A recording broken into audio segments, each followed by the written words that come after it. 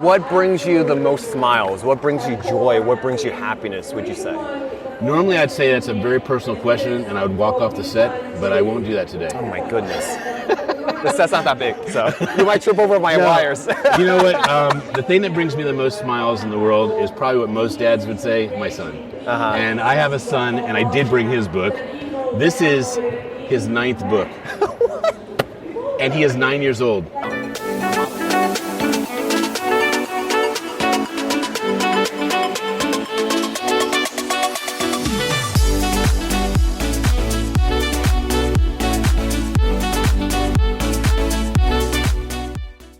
So I'm Dr. Colin Zhu. Thank you so much for spending the time out on the Thrive Bites podcast. And we're at, the Best You EXPO in the LA Convention Center. Please This is the only reason I came. This is the only reason? This podcast. I had no idea. Yeah, I mean, the Best You, where do you want to be? Yeah, exactly. So where else would you want to be? Well, I flew out from DC. When I heard it was only this far away, I was like, I'm flying out. So, Yeah. Yeah, it's really good to finally be here. If it's any closer, no. Nice. Yes. Please introduce the audience, who you are, what you do, and what you represent. I am Dr. Smiley, as my AKA. I'm Ken Rochon, Jr., and I am all about smiles. I am all about inspiring them, creating community, honoring people that create smiles like yourself. I love leadership that actually thinks about how they serve. So servant leaders are my favorite kind of people. Awesome. And I also know that you are several book author. I love it. What has been, so tell the audience how many books you've written so far. You said you just think of it and... Yeah, I've done 42 books. My mom passed of Alzheimer's in 2008. I was a caregiver and I always said I was going to be an author. And I don't know how long it took you to do your first book. Do you mind me asking that? How long to the idea or how long it finished? You have this beautiful book that I hope I'm the recipient of. I normally charge one book for a podcast. That's what I normally charge. But I mean, I love the title, Thrive Medicine. Beautiful. So you had this idea at what point, and then, or when did you want to be an author? I didn't have. It was like a serendipitous moment. Really? I wrote this book in 2017. It took me a year and a half with a bunch of writer's block, and it came out. So. Well, I have a podcast too, and so I can't help but ask questions if I'm curious too. But yeah, seriously, ask the podcaster more questions. Well, you're going to be on my show on Voice America. I'm on Voice America Influencer Channel, and you have the right haircut, you have the right attitude, and you actually have the right message. So we bonded over haircuts. I love it. So, I wanted to write a book ever since I was a kid, because my grandmother, who was a savant at Mensa, she had a huge IQ. She was publishing poetry books and all these. I want to be like her. I want to be an author. Yeah. And from age 12 all the way to my mom getting diagnosed, I had never done it. Yeah. And unlike you, serendipity, most people do want to do a book if they're a professional. They just don't know how to get past the go mark, and they don't know how to get past the fear mark, and they don't know how to get past the perfection mark. So all those things really block them. So I said, come hell or high water, a year after my mom passes, I am dedicating this book to her, and it'll be my first book. And I loved it so much, I just kept doing it. I love it. And it really is an issue. When you don't know something, you can't do it. But when you know it, you're like, this is actually pretty cool. So you call yourself Dr. Smiley. How did you come up with that moniker? Well, and does that have any relation to the books? It does in a way. So I would like to put a shout out to Bernardo. So Bernardo Moya is the reason we're here. I call him a power of one person. And we were the publisher. We are the publisher of his newest book. It's called A Man Evolving. I should have brought it with me. Yes, what was I thinking? You brought all your other books. Yeah, and I brought in other people. So Bernardo brought us in to publicize his book, to get photographs of people with his book. And you know what? I'll make sure I bring you a copy. Okay. But we only have one, and we're so afraid someone's going to take it. There's only one left. Yeah. It's scary. It's so scary. So I went from being known as the perfect networker, and I was someone that actually knows how to connect people. So connector. Yes. And since my name is Ken Nectar, right? So I connect people that really could serve each other, create abundance together. And later on, I started thinking about, what I do really I'm committed to is providing hope and smiles. And so when I got my doctorate in philosophy and entrepreneurology, I said, I am going with a new name. My new brand is Dr. Smiley. I love it. It came so naturally. I was like, when you take on a name, you actually become that name too. Like you live into what your media is. And so I thought I couldn't think of a better name that I would want to live into. And things have been really good since then. I mean, abundance has really been created because I've stepped into being a bigger person. I love it. I love it. What brings you the most smiles? What brings you joy? What brings you happiness, would you say?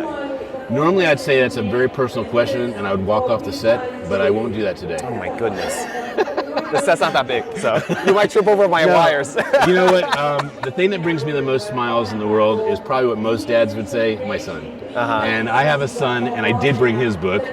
This is his 9th book. And he is 9 years old. Oh my God. And it's about conquering your phobias. So it says Kenny's favorite phobias to conquer. And you know what the first phobia he takes on? The fear of failure. So in the first thing, it goes over. And see all the fears he takes on? Do you illustrate too? Our team does. Okay. So his last one he overcomes is the fear of success. It's ironic, but those are two fears that really hold us back. I love it. Because perfection's a real killer. Yeah, for sure. And if you think about what perfection is, it's actually being attached to the way something must look. And the way it must look will probably never happen.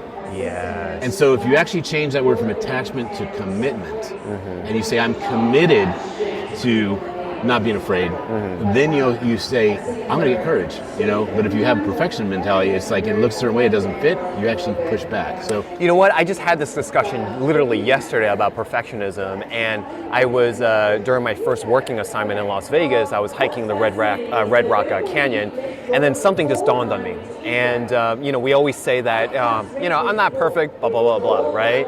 But then I realized when I was hiking by myself, I was like, you know what?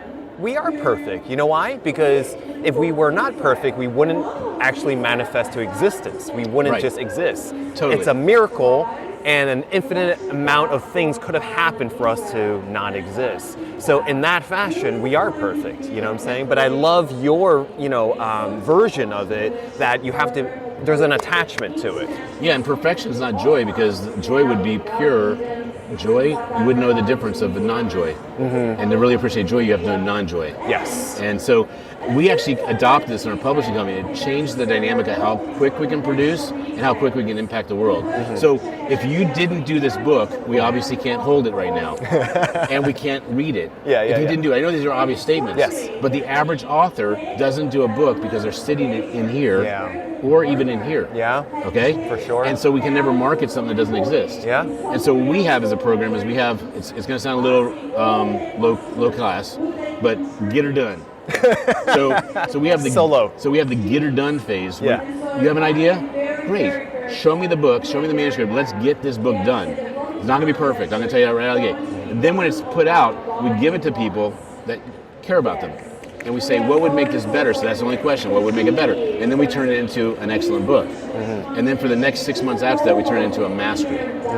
That is the way you grow a child. You don't say when you have a child, you say, this child better be perfect when it comes out.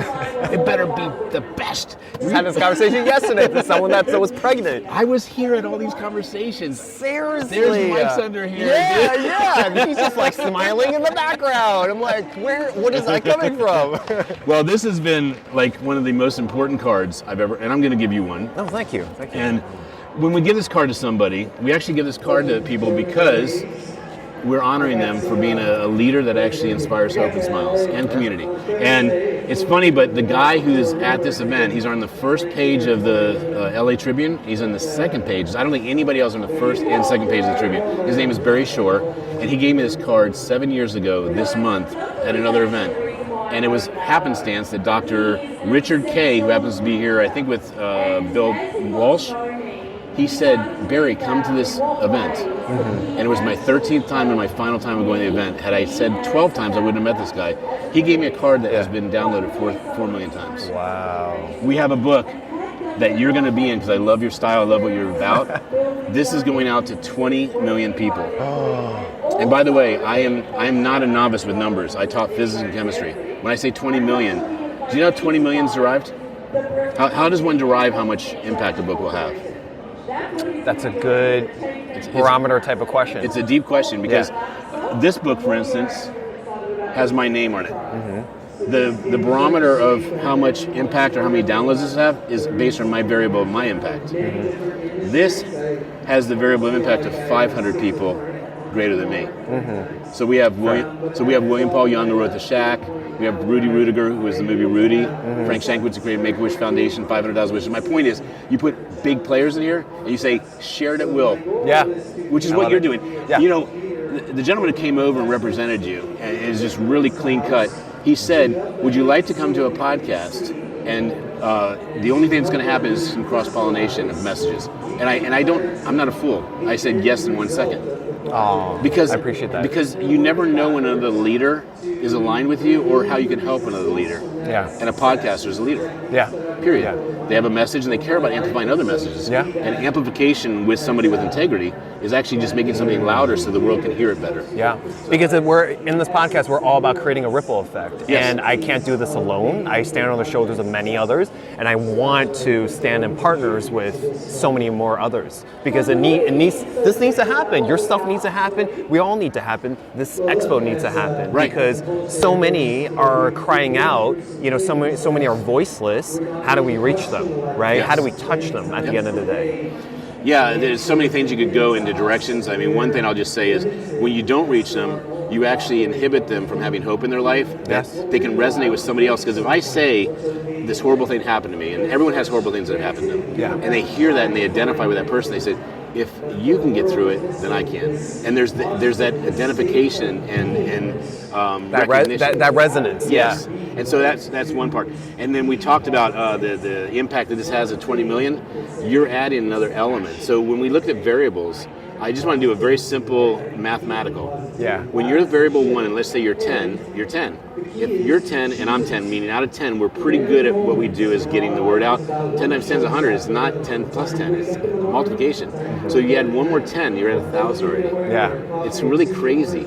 So Bill Walsh and all these things caused Bernardo to take me serious enough to do his book. All those variables caused him to trust me with a message. So so that's why when your friend came over and invited me, Appreciate it. You need to say yes before you say no. Exactly. And then if you need to say no, justify that it's out of the integrity, not out of the alignment. Yes. Out of alignment, Yeah. exactly. I love it. What is the next step for you? You've written so many books. You have such a glowing and positive energy about you. What do you think is one of the biggest hurdles that we either jump over or circumvent in the togetherness of what we're doing? Let's just say, we're doing this together. What would you say where the world is right now? What are the limitations, limiting rate factor that we need to kind of like push through? I don't think I'm going to answer this perfectly, but I do have 2 ways to answer it that will, I think, help give some clarity. So first of all, what are we buying in the world? We think we're buying what we know, like, and trust, but we're not. It's a very passé term. If we bought what we know, like, and trust, we would buy 5,000 things a day or more because you can know, like, and trust a lot of stuff. I've identified that what people really buy is they buy what they're inspired by. And then when you Google it and you find that it's the real deal because there's lots and lots of reviews, then you are safe with your investment, your money, your expense. If you don't find the reviews, it is actually the warning sign that there's probably either a scam or there's no validity or it's a vetting process. But the other part I want to share with you is our company, Perfect Publishing, used to be about legacy, meaning if you're not doing a book, do one. And that was our big thing. Like, if you're not doing a book, do one. And it was such a simple conversation. Yeah. But it wasn't changing how they impact the world. So we actually dropped legacy. Because legacy is it's a bucket list. I leave this, it's a bucket list. But impact is where it's at. So we have been looking at the dynamics of what does it cost to do impact? And it's again mathematical, and it's really cool because when things are mathematical, you can keep putting numbers in, and if they ever fail, it may not be the right formula. So I want to be with you for a mathematical we just came up with really about 3 months ago. Yeah. This, as important as it is, if it's only a book, it is a C called content. And it's a very small C. I mean, I can't make it small enough because I'd be touching my fingers, so it's a very, very small C. And the small C represents 1%. You put a book out, just like, are you a father? No. Okay, so when someone parents a child, the amount of effort in it would be about 1%. It happened in one night, it conceived, and it has to germinate and grow up to be birthed. that 9-month gestation period is you writing your book and putting it out. If you had a baby come out and all you did was have a baby, that's a bucket list. You don't care about the baby. You're not going to grow the baby. You're not going to feed the baby. That would be ludicrous. No one would ever think of being a parent like that. So that's why the C is so small. It's just a little C. You made a book. It's not so what. It's a necessary formula. But the big part is I can't make it big enough. It's 100 times bigger than that C. It's a D. It's distribution. And distribution has to have 100 times more effort in it than a C. So if you took, 20 hours and you put $4,000, multiply that times 100. That's what you're going to need to do to have that book, the message, and what you're doing in life impact the world. And it is that crazy of a formula. But when we learn that, we now do events like this every single week. I'm on the road for 11 days away from my son, which I hate, absolutely hate. But for me to impact the world with my authors and my message and my son's message, I need to be out there, and that's the D. I mean, I'll share this last thing that I felt compelled to bring this, and it's funny that Bernardo's the reason we're here, but I want to identify this. This is called the Blind Coffee Table Book, and believe it or not, you can be blind or sighted, you're going to enjoy it about this as much. There's Gail, and there's me. This is Gail looking at the Milky Way, and this is Gail looking at the Great Wall of China. And by the way, she actually went to these places. Now, we made this book for her, and the last page in the book says, me holding my book, this side page here, me holding my book and looking in the mirror, okay? But this book sounds like a joke, and it's supposed to be a joke for that part of it. But there's a serious aspect to this, and without the joke, you can't get to the serious part which they're going to read. You saw those words right there? Yeah. I'll surmise those words in 1 minute. It says that we discriminate against the blind, not intentionally, but we are completely oblivious and unaware of how the blind do not get to be equal to us as sighted people. So a blind person takes a chance going across the street. We don't. But there's nothing saying they're about to get hit or killed. There isn't. And traffic systems need to be more protective of the blind. Yeah. Number 2, we are going to the internet. We can listen to your podcast. Can the blind? If the blind cannot go on a web-friendly, by the way, there is web-friendly blind. And so if everyone had web-friendly blind, there's a lot of blind people that could do e-commerce with us. But here's the biggest one, the reason I did the book. Guess what percent of blind people are unemployed?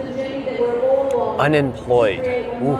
So sitting on their butt. Very, very, probably, I would guess a large percentage. And we are talking about completely capable, completely thought-provoking problem solvers that have all skills except for one. They cannot see. But yet they can overcome their sight just like a person who's deaf can overcome. 65%. And I don't know if all of them are employable, but 65% are unemployed. And we have all these opportunities in the world and these things need to be fixed. And someone that gets a chance to work. I mean, you have a chance to do things in the world. I have a chance to do things in the world. Can you imagine if you're blind and you were just set aside? Yeah. So I did this book, and that's the voice you were talking about. Awesome. The voice. I love it, man. I love it. For those that want to get in touch with you, connect, maybe publish a book with you, how can they reach you? The Keep Smiley movement is one of the fun ways, and then perfectpublishing.com is the straight business social proof. If you see our authors, you'll see people that do more books. Oh, by the way, this is not to put down anybody, but anytime you look at something and you don't see it happening for the person that's selling it, just be a little careful. If a publisher's publishing books and they're not publishing more books for their authors, that means the authors may have had an experience that says, I can't do another book. Do you know why you don't do another book? Why? Because you're underwhelmed. You didn't get what you were supposed to get out of it. You didn't get the ROI or the ROE. ROE is return on effort. The other one's return on income. So our authors do more and more and more books because we feed them more impact. I love it. I love it. Thank you so much, man. My pleasure. We can go on and on. We can go. Yes. We can go on and on. Can we do one trivia? Yeah. Let's do it. Let's do one. One trivia. I'll let you pick it. You want to pick? This one. Okay. Oh, you picked a good one. I love it. Let's see. Okay. The parachute was invented by Leonardo da Vinci in 1515. We didn't know that. No? Now we do. I love it. Thank you so much.